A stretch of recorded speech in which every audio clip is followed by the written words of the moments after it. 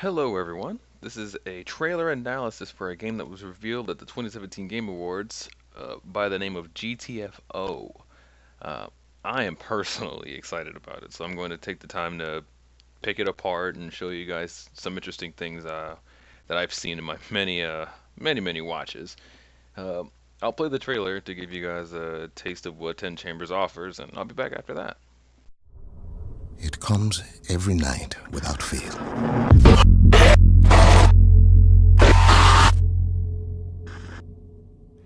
There are different people every time. Let's get this done quickly. Get whatever the warden want and get home. But I recognize them somehow. What the hell is this place? They're screaming at me. I don't hear them, but I know they're screaming. You got anything? Such hate and anger. I hope you bastards are looking up once in a while. Those fuckers might be anywhere. I don't know what I have done to them. This place is so damn dark. Sleepers. They want me to feel what they feel. This is good, man. This is good stuff. It'll trade. Everything trades. Ah, fuck. To be honest, Eddie, second! Keep your eyes on that door! Ah, shit, there's fucking loads of them!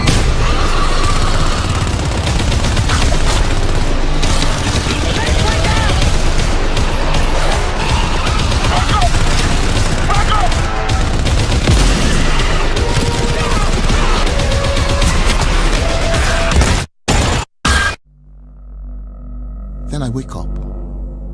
I'm not sweating or screaming. I'm perfectly calm.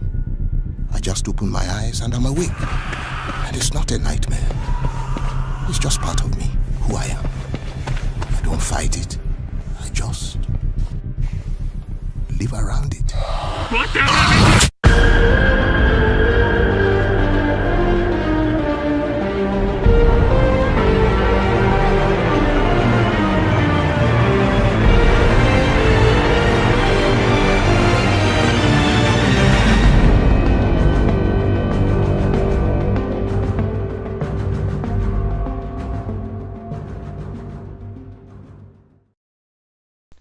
Alright, so that was the trailer. What did you think?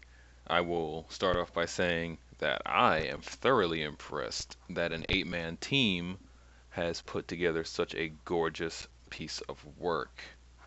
Before I start the analysis, though, I will say that I know my mic is not the greatest right now. My actual mic just kind of died on me. So I will pick up another one, but as of right now, I have this. So I apologize in advance. It comes every night without fail.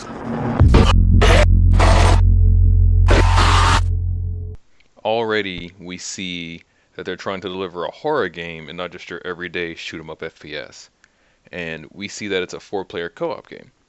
Now, I like this, but it worries me at the same time as we've seen games in the past claim to be a 4-player co-op game, but you can clear every stage as though it were solo. What I don't want this game to be is a simple shoot to survive.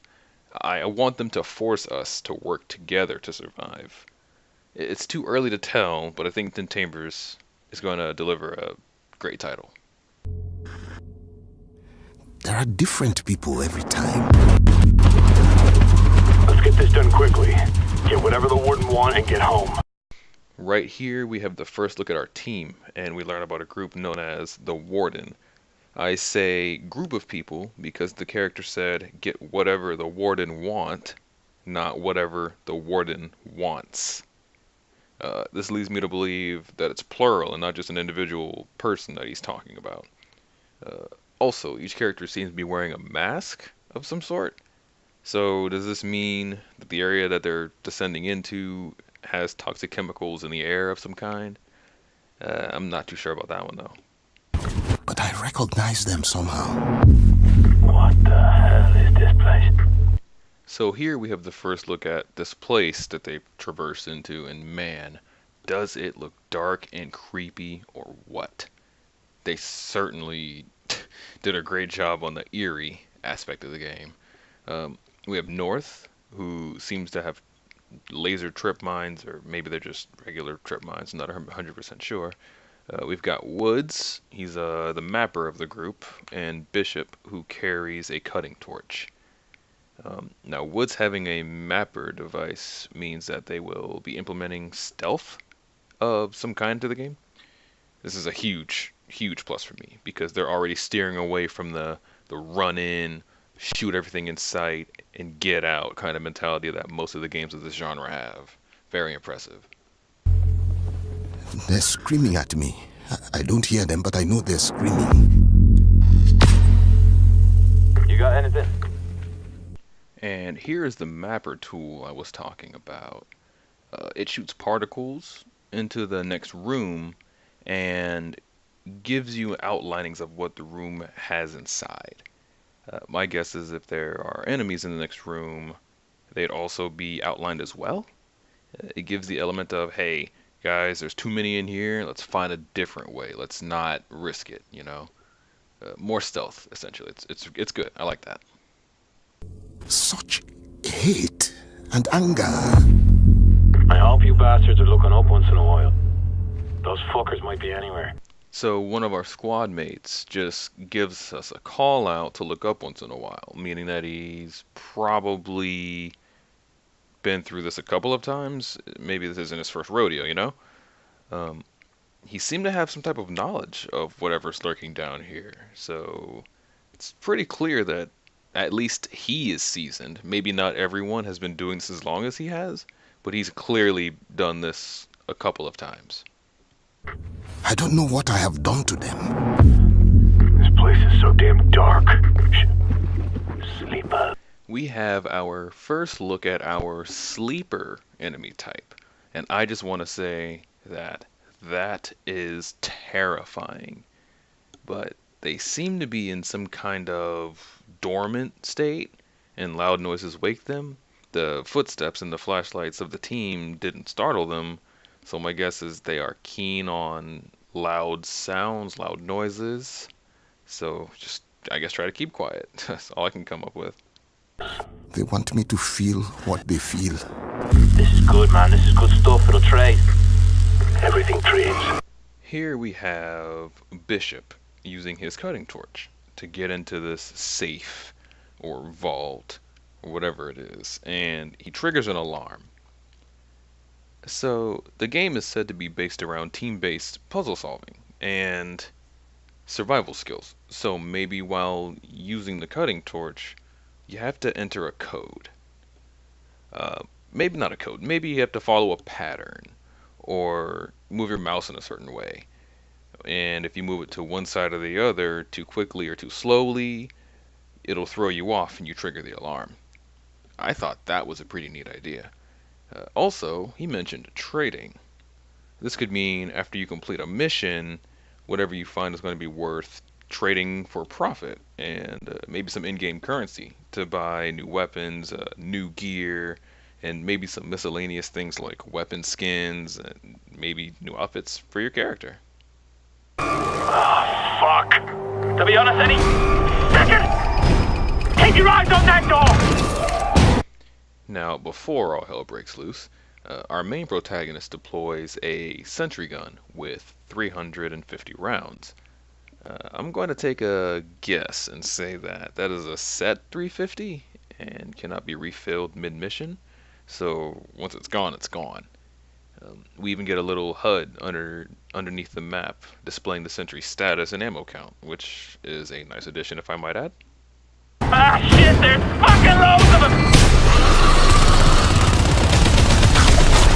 So this is the horde of monsters that we have to encounter and escape.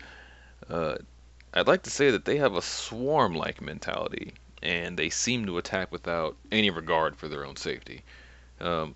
This leads me to believe that there's a hive mind, or a kind of like an overlord kind of creature controlling the mindless monsters, and they're just its pawns. Not to mention that they seem to have a range attack. It's pretty cool.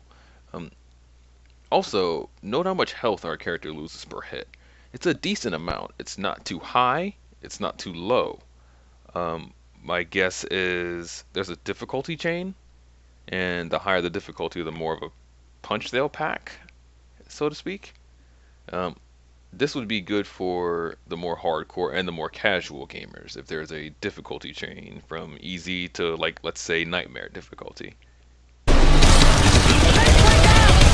Real quick, I just wanted to mention that as he's spraying his whole clip into these things, his reticle is jumping everywhere, uncontrolled. Uh, I think it's a cool little effect to include, even if it's minor. It makes it seem like you're panicked and you're running for your life, which adds on to the fear that this game is going for. I think it's pretty nice.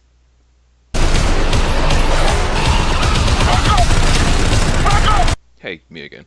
I'd like to add that I like how big his sight is for his weapon. When you're trying to mow down hordes of creatures trying to kill you, you want a gun with a decent sized sight so that you can see everything coming at you. And you want a large magazine to melt through these things. The gun designs are pretty sweet so far. When these things die, some kind of greenish yellow kind of sacs or something explodes out of them. If these are mutated humans, that could be the virus or infestation that's transformed them into what they are. Are they contagious? I don't know. Can you be turned into one of them? Maybe? We've got woods to our left, mowing down these things with what looks to be an LMG. Feel free to pause it and backtrack a little bit to see it, but if you listen closely, it sounds like a teammate screaming out of agony as he's being killed. So maybe there's a down but not out kind of system where a character is incapacitated before finally dying, like in Rainbow Six Siege or Gears of War. But when the horde is rushing you, do you really want to go back and pick up a down teammate? I don't know. That's a hard choice if it means you fail the mission.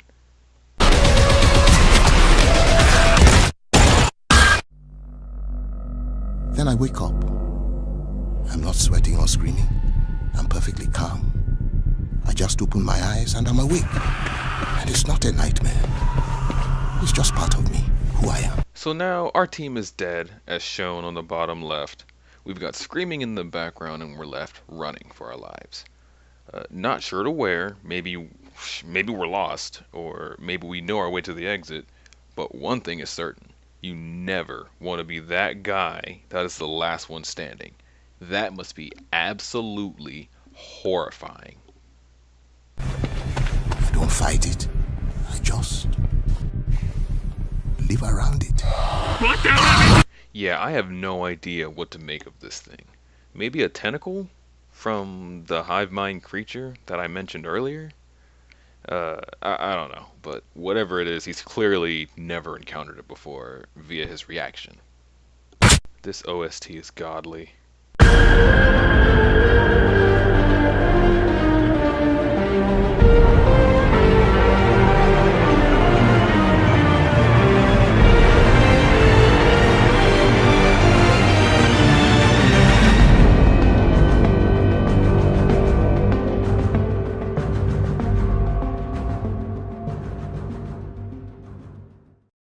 And there you have it, the GTFO trailer analysis. Hope you enjoyed watching as much as I enjoyed making it. Check out Ulf Andersson, Simon Viklund, and all of Tin Chambers on Twitter and Facebook. If you enjoyed, be sure to leave a thumbs up. And if you missed anything, please leave comments below to let me know what you saw that I didn't. Keep an eye out for this game's release sometime in 2018.